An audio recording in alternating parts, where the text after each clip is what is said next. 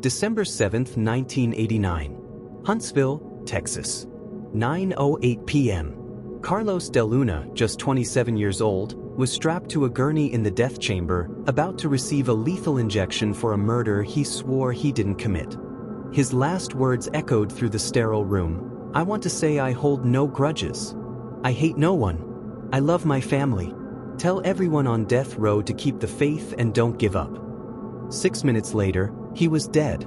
But what if Texas had just executed an innocent man? What if the real killer had been walking free for 6 years, laughing at a justice system so broken it couldn't tell two Carlos apart? This is the story of the wrong Carlos, a case that would become one of America's most haunting examples of how prejudice, incompetence, and a rush to judgment can turn the scales of justice into instruments of murder. February 4, 1983. A cool Friday evening in Corpus Christi, Texas.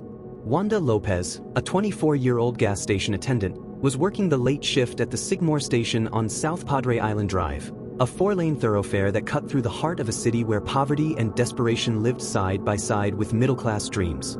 Wanda was more than just another minimum wage worker grinding through another Friday night. She was a young woman with hopes, dreams, and people who loved her. She was someone's daughter, someone's friend, someone whose life mattered. But in the eyes of the justice system that would fail her, she would become just another case number, another excuse to execute the wrong man.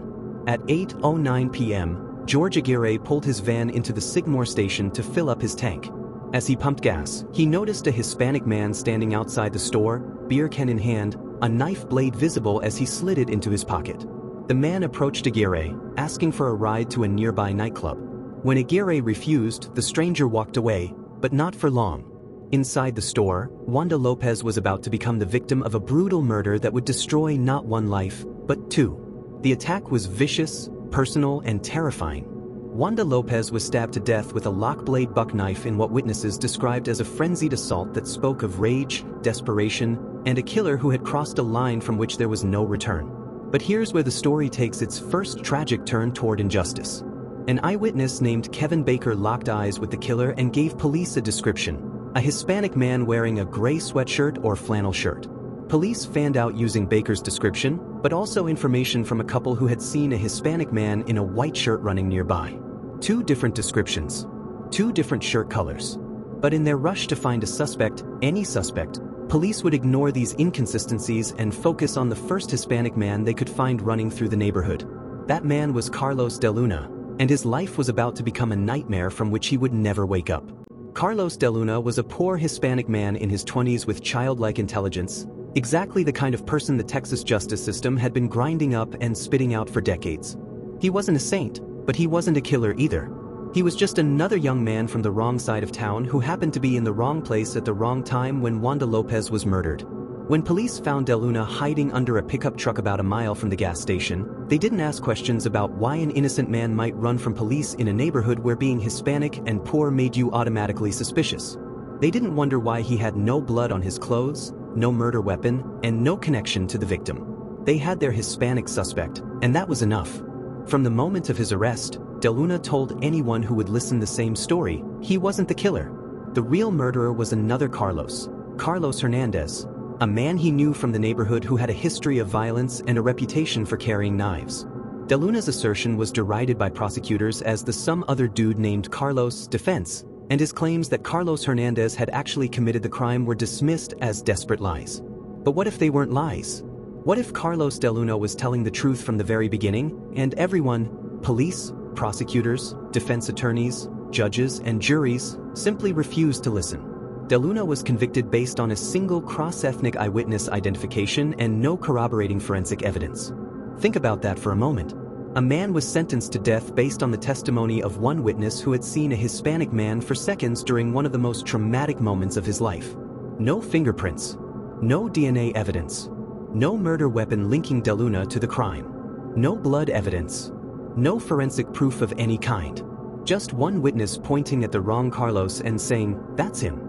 The trial was a sham disguised as justice, a performance designed to satisfy the public's need for someone to blame rather than a genuine search for truth.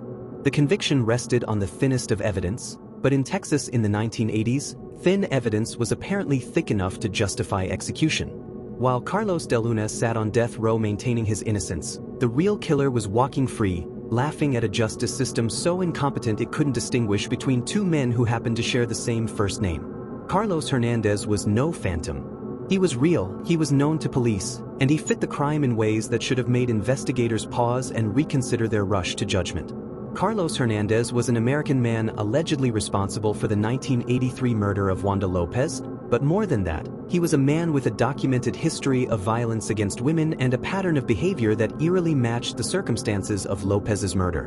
In 1989, the year DeLuna was executed, Hernandez pled no contest to aggravated assault after he stabbed his then-girlfriend with a knife and threatened to carve the letter X into her. The parallels were unmistakable. The same type of weapon, the same type of violence, the same perpetrator that DeLuna had been naming from the beginning. But by then it was too late. Carlos DeLuna was already dead, executed by a state that was more interested in closing cases than solving them. The tragedy deepens when you consider that this wasn't a case of hidden evidence or buried leads. Carlos Hernandez was known to the very same police officers and prosecutors who sent DeLuna to death row. Evidence uncovered years after DeLuna's execution reveals not only that Hernandez existed, but that he was well known to police and prosecutors at the time of trial. They knew he existed. They knew he had a history of violence. They knew he fit the profile of Wanda Lopez's killer better than DeLuna ever did. And they executed the wrong man anyway. In 2004, a team of researchers from Columbia Law School released a new report about DeLuna's case, Los Taqueos Carlos, an anatomy of a wrongful conviction. What they found was a systematic failure of every institution that was supposed to protect innocent people from wrongful conviction. The police investigation was cursory and biased from the start. Instead of following leads that might have pointed to Carlos Hernandez, investigators locked onto DeLuna and built their case around making him fit the crime rather than finding the actual perpetrator. The prosecution was more interested in winning convictions than seeking justice. They dismissed DeLuna's claims about Carlos Hernandez without bothering to investigate whether this other Carlos actually existed or had a history that made him a viable suspect. Most tragically, the defense was inadequate to the point of professional negligence. DeLuna's court-appointed attorneys failed to conduct even basic investigations that would have revealed Carlos Hernandez's existence and his pattern of violent behavior. The materials from the Columbia investigation include video and notes from hundreds of interviews with witnesses and key participants, painting a picture of a case so flawed that it should have been thrown out before it ever reached trial. But perhaps the most damning evidence came from the investigation the authorities should have conducted in 1983. When researchers finally did the work that police and prosecutors had failed to do, they found that Carlos Hernandez wasn't just a viable alternative suspect. He was the obvious suspect, the one who should have been arrested, tried, and convicted instead of DeLuna. The evidence was there. The witnesses were available. The truth was waiting to be discovered. The system simply chose not to look. What happened to Carlos DeLuna wasn't an accident or an isolated mistake. It was the predictable result of a criminal justice system that values speed over accuracy, convictions over truth, and the appearance of justice over its reality. As one observer noted, all these poor people, they were all getting found guilty, they were all going to death row, and nobody represented them. DeLuna's case was part of a pattern of systematic failure that disproportionately affected poor defendants, people of color, and anyone who lacked the resources to mount an adequate defense.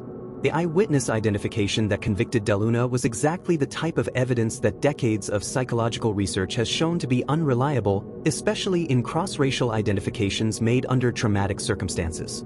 But the Texas courts of the 1980s weren't interested in psychological research or scientific evidence about the fallibility of human memory. They were interested in executions, and Carlos DeLuna became another name on their list. The forensic evidence that might have exonerated DeLuna was either never collected or never properly analyzed. The alibi witnesses who might have testified on his behalf were never interviewed. The alternative suspect who should have been investigated was dismissed without a second thought. Every safeguard that was supposed to prevent wrongful executions failed simultaneously and catastrophically. But the most haunting aspect of DeLuna's case isn't just that he was innocent, it's that his innocence was discoverable. The truth was there, waiting for anyone who cared enough to look for it. The system simply chose not to care. On December 7, 1989, Carlos DeLuna, a young Latino man, was executed for the 1983 murder of Wanda Lopez despite maintaining his innocence. He was just 27 years old. In his final moments, DeLuna didn't rage against the system that was killing him. He didn't proclaim his innocence one final time. Instead, he offered forgiveness to the people who were about to commit judicial murder, telling his family and fellow death row inmates to keep faith and never give up hope. It was a moment of grace from a man who had every reason to be bitter, angry, and filled with hate. 6 minutes after the lethal injection began, Carlos DeLuna was dead. The state of Texas had successfully executed an innocent man, and for years, nobody seemed to care. But DeLuna's death would eventually serve a purpose he never could have imagined. His case would become a symbol of everything wrong with capital punishment, a rallying cry for reform, and proof that the system designed to ensure justice was actually preventing it. The real Carlos Hernandez lived for another 10 years after DeLuna's execution, free to continue his pattern of violence against women while the wrong Carlos lay buried in an unmarked grave. Hernandez died on May 6, 1999, taking the truth about Wanda Lopez's murder with him to his own grave. But by then, researchers were beginning to piece together the evidence that would eventually expose one of the most egregious wrongful executions in American history. The Columbia Law School investigation that eventually vindicated Carlos DeLuna represented everything that should have happened in 1983 but didn't. Researchers conducted hundreds of interviews, tracked down witnesses, analyzed forensic evidence, and followed leads that police had ignored. What they found was a case so clear-cut that it should have ended with Carlos Hernandez in prison and Carlos DeLuna living free. Instead, it ended with an innocent man dead and a guilty man walking free for 6 additional years. The state of Texas, long the nation's leader in executions, has now earned the dubious title of the state most likely to execute the innocent. DeLuna's case joined a growing list of wrongful executions that included other Texas victims like Cameron Todd Willingham, proving that the machinery of death was not just flawed but fundamentally broken. But vindication after death is no vindication at all. Carlos DeLuna will never walk free, never hug his family again, never have the chance to build the life that was stolen from him by a system more interested in killing than in justice. His case serves as a stark reminder that every execution carries the risk of killing an innocent person, and that risk is not theoretical, it's real, documented, and happening with terrifying regularity. The question isn't whether the death penalty sometimes kills innocent people. The question is how many innocent people we're willing to execute in the name of justice before we admit that a system this broken cannot be reformed, it can only be abolished. Today, Carlos DeLuna's case stands as one of the most thoroughly documented wrongful executions in American history. The evidence of his innocence is overwhelming, the proof of systematic failure undeniable, and the tragedy of his death unavoidable. But DeLuna's story is about more than just one innocent man executed by mistake. It's about a justice system that consistently fails the people it's supposed to protect, that prioritizes conviction rates over truth, and that treats poor defendants like disposable human beings whose lives have no value. It's about eyewitness testimony that we know is unreliable but continue to treat as gospel. It's about forensic evidence that's either ignored or misinterpreted. It's about defense attorneys who are overworked, underfunded, and unprepared to handle capital cases. Most importantly, it's about the understanding that every time we execute someone, we risk killing an innocent person, and that risk is not acceptable in a civilized society. Carlos DeLuna died believing that someday, somehow, the truth would come out and his name would be cleared. He was right about the truth, but vindication came too late to save his life. His ghost haunts every death chamber in America, reminding us that the next person strapped to the gurney might be just as innocent as he was. And that should terrify us all.